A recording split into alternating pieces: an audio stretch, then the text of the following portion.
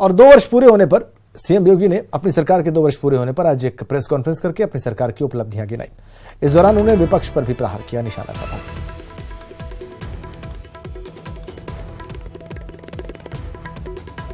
जो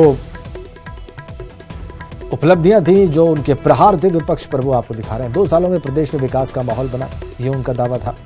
उन्होंने कहा कि यूपी पहले बीमारू राज्यों की श्रेणी में आता था, अब इस पर परसेप्शन बदला है। उनका यह भी कहना था कि समाजवादी पार्टी और बसपा ने 1990 के बाद अपनी सरकारों में सिर्फ यूपी का बेड़ा गर्क किया। अराजकता का दौर रहा इस पूरे कालखंड में।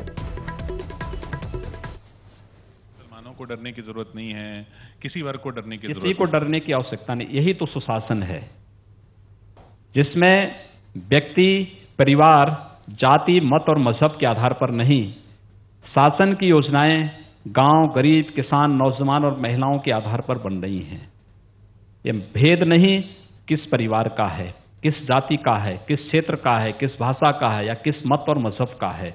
अगर भारत का नागरिक है, भारत की परंपरा पर, भारत के महापुरुषों पर, भारत के विधान पर विश्वास करता है, तो भारत के संसाधनों पर भी भारत के हर नागरिक का अधिकार होना चाहिए। और भारतीय जनता पार्टी इसका पक्षधर है। हम कांग्रेस की इस भाषा को नहीं बोलते हैं कि देश के संसाधनों पर एक वर्ग विशेष का अधिकार है। भारतीय जनता पार्टी ने कभी ये बात नहीं कही है। भारतीय जनता पार्टी इसका विरोधी है कि हम देश के संसाधनों को किसी वर्ग विशेष, किसी जाति विशेष की गिरवी नहीं लगने देंगे और न इसके बारे में कोई स्लोगन दे सकते हैं।